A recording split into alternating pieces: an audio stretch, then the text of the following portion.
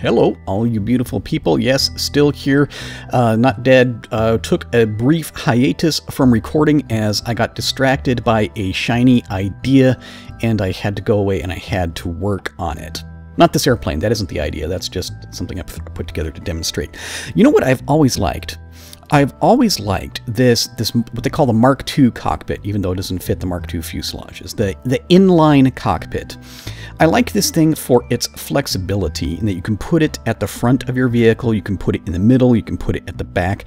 I like the fact that it has this canopy, this a fighter plane style canopy sitting up on top of the vehicle. This is an attractive idea to me. This was part of the, the C7, the airplane pack, way before it was ever even a part of the game, and I liked that part back then. One small problem with this part, the interior view is lacking. This is kind of a cruel thing to do to a Kerbal. You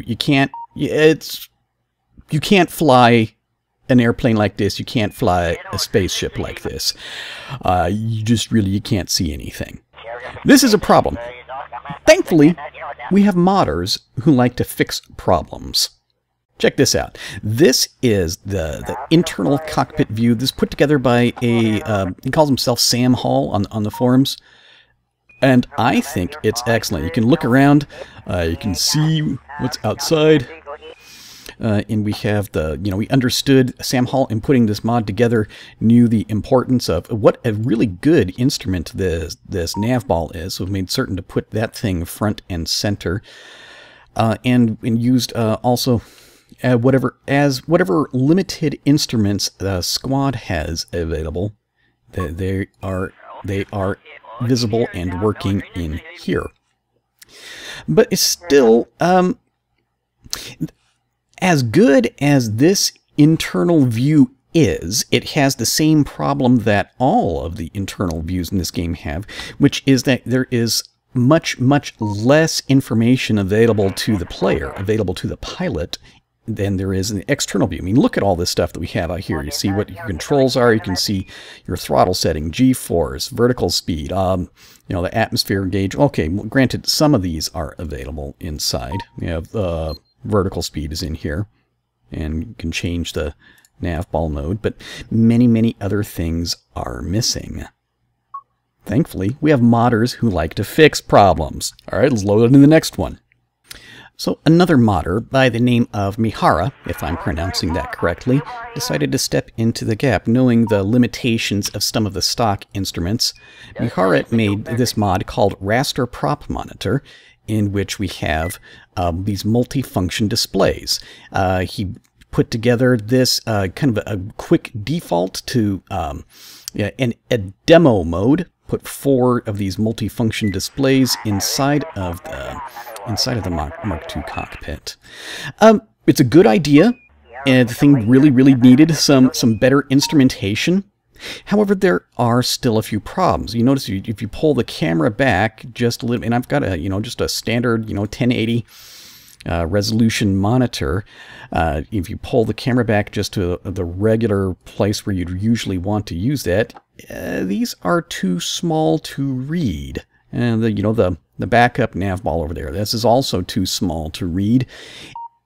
And personally, I think it was a mistake to get rid of the nav ball right here front and center, as that was a really good idea, having that thing right up top, since that is your single most useful primary flight instrument. So the multifunction display is very useful. Still, this is not a perfect answer to all of the problems with the Mark II cockpit. But okay, we got something else. Here, let's go load in the next one.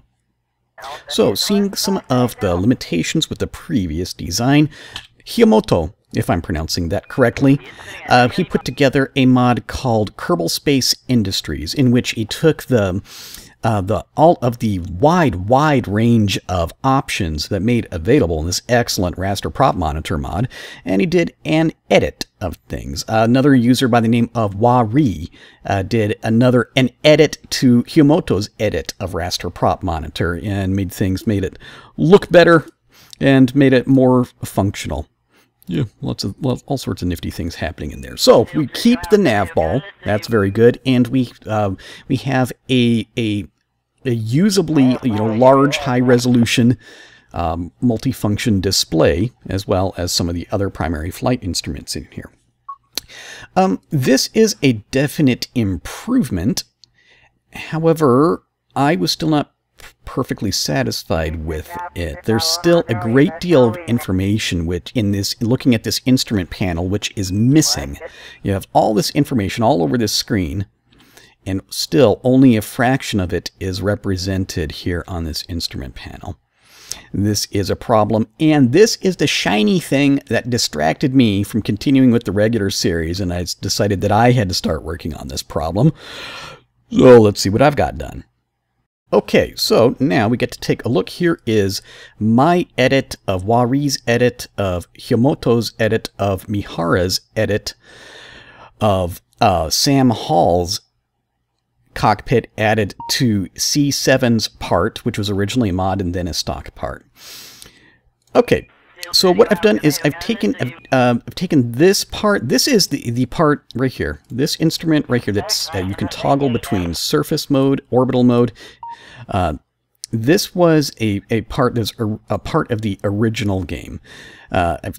Using Raster Prop Monitor, we have a means of going and changing this to using this mod, using this internal prop and making it display all sorts of different things. Here we can display mission elapsed time, universal time, time until the next maneuver node.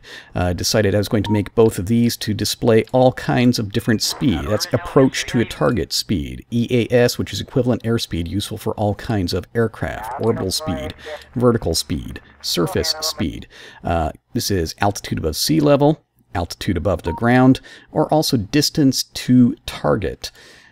Over here we have, let me see, a G meter. This one doesn't change. It's always going to show you how many G's of acceleration you're under. This one shows throttle position. Here, move that up and down a little bit. This one shows, this is the total amount of delta V available to the vehicle, and that one's the stage delta V. It's not reading it correctly for some reason, as this one has significantly more than 0. This is supposed to be, this is one minor omission. This is supposed to be your primary fuel gauge. The problem is that there is no, there's no option in Raster Prop Monitor yet to read kerosene from real fuel. So I've got it set up where if this thing were powered by liquid hydrogen or the stock liquid fuel, it would read that. Intake air. This is a the oxidizer, monopropellant, intake air. Just a multifunction resource gauge. This one is supposed to be for life resources. There's our electric charge, how much oxygen does this thing carry, how much water, and how much food. So we'll just leave it all that. Let me see, I want to set this for intake air for right now. So yeah, the goal being to have the same amount of, oh, here we go. Now it's got our delta V is reading. I just hadn't staged. The same information which is available on the main screen should be available on this screen. EAS, that's already enough to take off. Whee! Here we go, this little, whoops, hang on. Maybe a point over here. Yeah, this little widget there.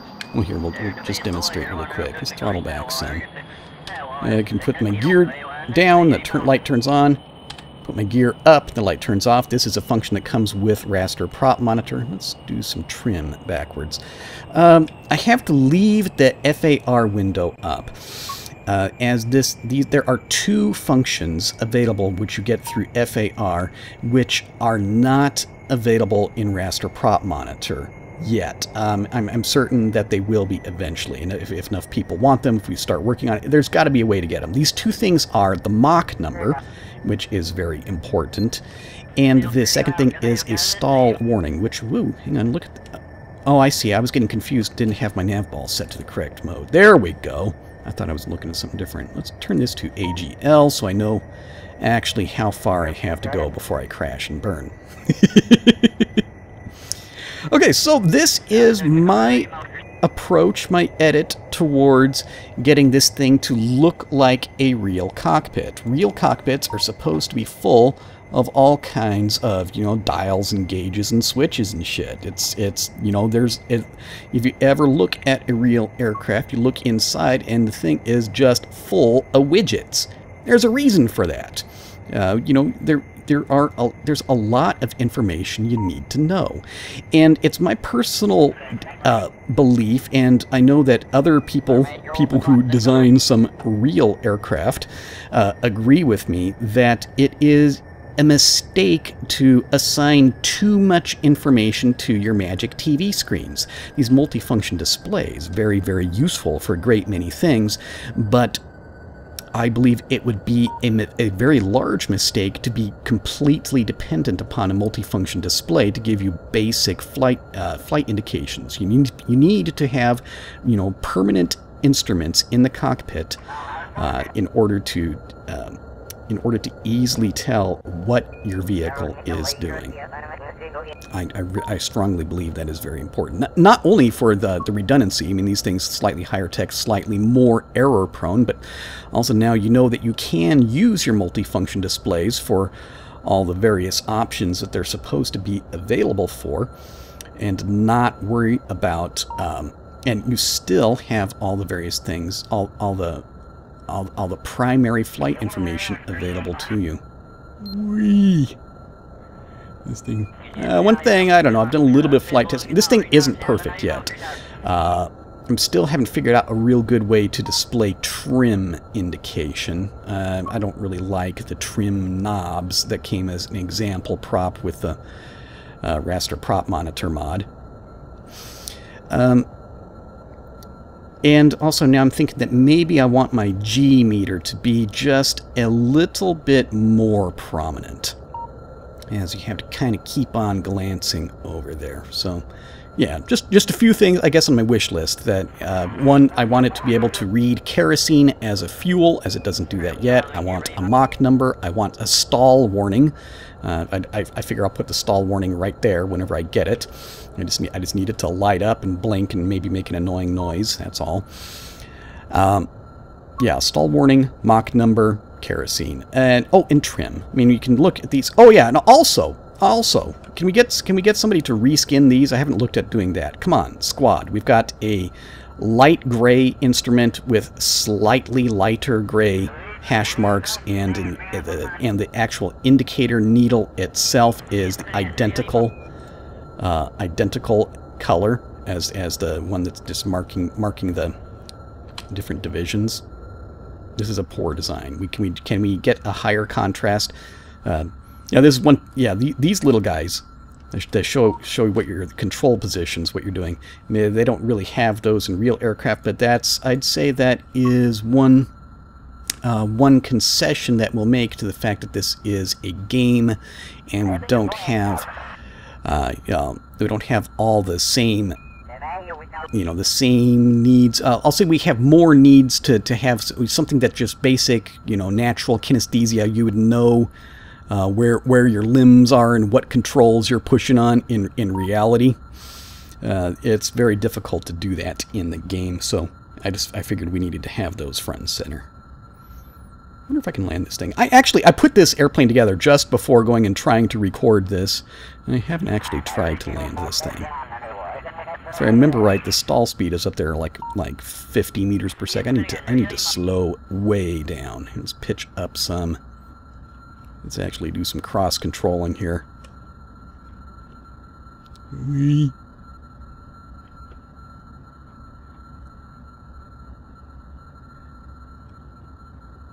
Doing some right rudder and left stick, trying to introduce lots of drag. We are slowing down.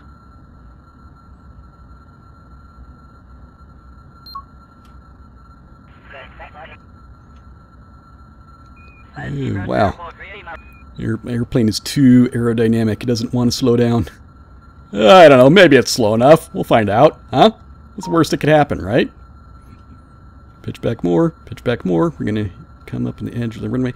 One small issue is that it's difficult to see over that nav. Whoa!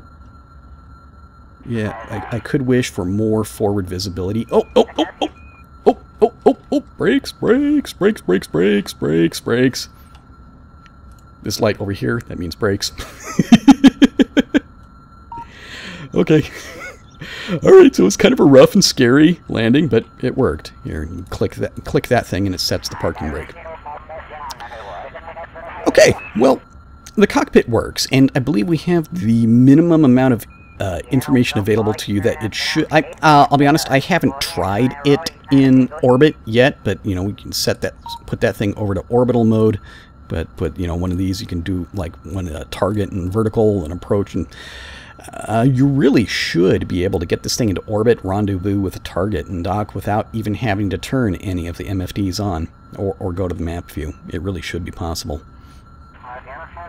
In any case, yeah, I'm going to share this. We'll put a link in the description to the video, and other people can try it out and tell me how much it sucks, or maybe they like it. Or in any case, yeah, I've been wanting to start doing things in the internal view, just doing regular Kerbal Space Program videos from internal view for a while, and really the thing that was holding me back was the limitations of the cockpit view. Maybe now some of these limitations have been addressed. I really want to figure out how to make a true single stage to orbit in my rescaled Kerbin system. So that's going to be a project coming up. In any case, here is the edit. It's not really a mod, it's an edit to a mod, which try it out if you like. Have fun with it, and yeah, well, I will talk to all of you wonderful people later. We'll do some more flying and stuff. See ya. Bye. Hang on. I thought we were done with the video, but we're not. This happened. I swear I did not plan this. I had to pause it, and I had to start recording the video again. Unfortunately, I didn't have the microphone set up at the time. My engine exploded. I was cruising along. I wanted to see how fast the thing would go. And I found this, I'm playing around with the advanced jet engine mod for the first time. I haven't tried that one before. We got this thing just over Mach 2. There's a loud pop, bang, and it got real quiet. Shortly after that, take a look down there, lower right, at my electric charge gauge. It says 0%. This is an extremely basic airplane I put together. It had no battery other than just like what tiny little bit of charge is maintained actually in the cockpit itself. And so after the engine exploded, we lost all electricity and all of my fancy multifunction displays went dead. Think aside to myself, you know, this is actually a really good real-world unplanned chance to test out how does this whole cockpit arrangement work. I mean, here I was, one of the things that I was thinking about demonstrating was, would it work? Could you tell, you know, what your altitude, airspeed, vertical speed, all that kind of good stuff that you want, even if the multifunction displays stopped working? Well, they have. I swear I didn't plan it. Yeah, okay, so here we are, just 1,800 meters up. Yeah, it looks like we, you know, I had just enough glide range in order to reach land and get over the beach. Because what I was doing while I was not recording is I went over to the island runway, which, by the way, looks really kind of changed if you're using the Rescaled mod. I know, I think maybe I'll let you discover that for yourself. Okay, we've determined that this airplane will stall and if it gets just a little bit under 100 meters per second equivalent airspeed. Okay, we've put the gear down. Yeah, and so now it's just a matter of monitoring the airspeed. I want to start pitching up to slow the thing down. Taking a look, I've got my altitude gauge set up, so instead of giving me the radar altimeter altitude, so it's giving me the true altitude above the ground. And we'll just sit here and wait and be patient and don't do anything stupid as we very gradually attempt to at the same time bleed off speed and altitude, because I want to be just above the stall whenever I come down to the point where we're just above the ground. Okay, coming down just a few seconds up there, gradually starting to pitch back a little bit more, and I start to have you take a look at the pitch gauge. Look at how my lower left hand corner, I am pitching pulling all the way back, and the nose isn't coming up any more. I think I needed to have some more pitch authority, but okay. So that pointed up one design flaw, but, you know, it was a really rough landing, but it was definitely survivable. Oh, this game can be so much fun. Yes, at the parking brake. One interesting feature of this, that you can go and click on that thing over there, and that will just go ahead and immediately do EVA. I haven't tried either of the two mods that are out there to do the first person looking through the eyes of the Kerbal, but that would be an interesting experience, you know, to land the airplane, hop out, and do it first person view. There's a problem. There's no engine back there. Yeah, okay. Yeah, mental note, with this engine, I forget which engine it is. Mach 2, the thing explodes. Don't do that. So, the instrument panel works. It works as designed, and I'm happy about that. So I just wanted to share that little bit with you. And again, I'll talk to you later. Goodbye.